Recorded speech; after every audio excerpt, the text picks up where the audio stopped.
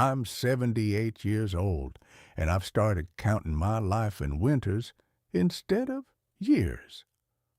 When you get to this age, you don't look ahead very much. You look back. And when I look back, I can see the slow leaks, the quiet habits, the small decisions that didn't seem like much at the time. That's the thing nobody tells you. It's not the disasters that ruin your life.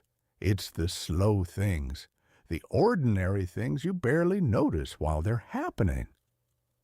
I used to think my life was solid, respectable. I had a steady job, a wife who loved me, 2 kids who ran to the door when I came home. If you'd asked me at 45 whether anything was wrong, I would have said no. I would have told you I was tired maybe, busy, but fine. I was never fine. These things I'm about to talk about, they didn't feel dangerous. They felt normal. That's why they're so powerful. The first one was postponing everything that mattered. I told myself I was building a future. I said no to fishing trips with my son because I had reports to finish. I skipped my daughter's school play because a client was flying in from Chicago. Next time, I said. There was always going to be a next time. I lived on that phrase, next time. At 78, I can tell you something with certainty. Next time is a story we tell ourselves when we don't want to choose. The second thing was staying busy to avoid thinking. I worked late, not always because I had to, but because the office was quiet, predictable. At home, there were questions. My wife would ask, "Are you happy?" I didn't know how to answer that, so I made sure I was rarely home early enough for her to ask. Busyness can look responsible. It can look admirable. But sometimes it's just hiding. The third thing was choosing to be right instead of being close. My wife and I argued about small things, money, her sister, the way I spoke to the kids. I always had a point to make. I always had logic on my side. I can still hear myself explaining why I was justified. Do you know what I can't remember? The last time I told her she was more important than the argument. Winning is a lonely habit. The fourth was neglecting my health because I assumed strength was permanent. I was strong once, carried my children on my shoulders, built a deck in the backyard by myself. When my knees started aching, I ignored it.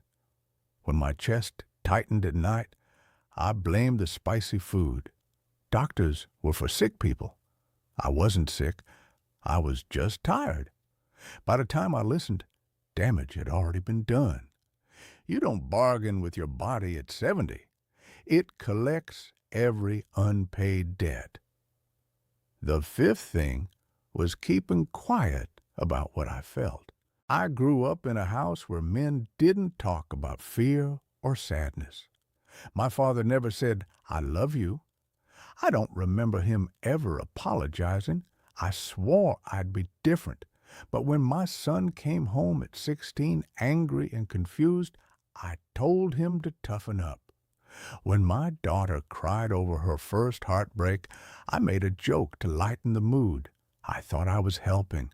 What I was really saying was, "Your feelings make me uncomfortable." They stopped bringing them to me after a while.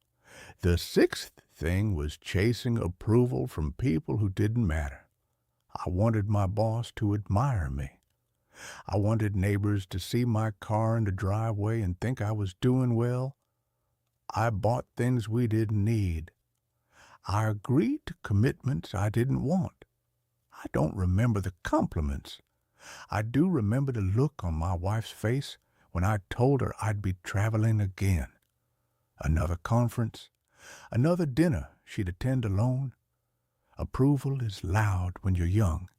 It gets very quiet when you're old. The seventh was assuming love would maintain itself. I thought marriage was like the house we bought in 1974. Solid foundation, brick exterior. It would stand as long as we didn't do anything dramatic to break it. I didn't understand that neglect is dramatic. It just moves slowly. My wife stopped reaching for my hand in the car. I noticed. I told myself she was just tired. Years passed like that. Two people sleeping inches apart, drifting in different directions. When she got sick, cancer, sudden and merciless, I sat beside her hospital bed and tried to say everything I'd stored up for decades: gratitude, regret, love. She smiled at me. She forgave me. But forgiveness doesn't rewind time. The eighth thing was numbing myself in small, acceptable ways. It wasn't anything dramatic. A few extra drinks at night, hours in front of the television instead of talking. Later, scrolling on a screen just to avoid the silence after she died. Numbing doesn't look like destruction. It looks like relaxation. It looks like coping. But every time you numb yourself, you also numb your chance to feel what's real. The ninth thing was letting friendships fade without fighting for them. I had good friends in my 30s, men I laughed with until midnight. We said we'd always stay close. Then jobs changed, kids grew, schedules filled. I meant to call, I really did. But weeks turned into years. At 78, funerals are crowded. Your phone is not. And the 10th thing, this one hurts the most. I assumed I had more time to become the man I wanted to be. Kinder, slower, more present. I thought wisdom would arrive automatically with age, like gray hair. I didn't understand that you have to practice being the person you hope to end up as. Time doesn't transform you. It reveals what you've been repeating. There was a moment about 6 years ago that made all of this clear. I was sitting alone in the house my wife and I bought together.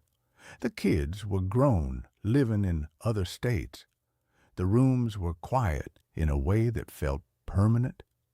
I opened an old drawer and found a program from my daughter's school play, the one I missed. She had written "Maybe Next Time" on the back in pencil. I don't know when she did that. Maybe she was 12. Maybe she was hurt. I sat there a long time holding that paper, and for the first time I understood that my life hadn't been ruined by tragedy. It had been shaped by delay. Nothing dramatic, just small decisions that leaned away from what mattered. Now I wake up earlier than I need to. I sit by the window with my coffee and listen to the house breathe. Sometimes I talk out loud to my wife. I tell her things I should have said when she could answer. Regret is a quiet companion. It doesn't shout. It just sits with you. If you're younger than me, you probably think this is just an old man being sentimental. I would have thought that too. I used to roll my eyes at advice about cherishing the moment. I'm not asking you to cherish anything. I'm just telling you that the things slowly ruining your life won't look like villains. They'll look like responsibility. They'll look like ambition. They'll look like comfort. They'll look like tomorrow. And tomorrow is very persuasive. One day you'll wake up and realize there are fewer tomorrows than yesterdays. The people you meant to call will have new lives that don't revolve around you. The body you ignored will demand your full attention. The house you worked so hard to afford will echo. I have moments of gratitude. I'm not ungrateful. I loved my family. I provided. I tried in the ways I knew how, but trying without awareness can still leave damage.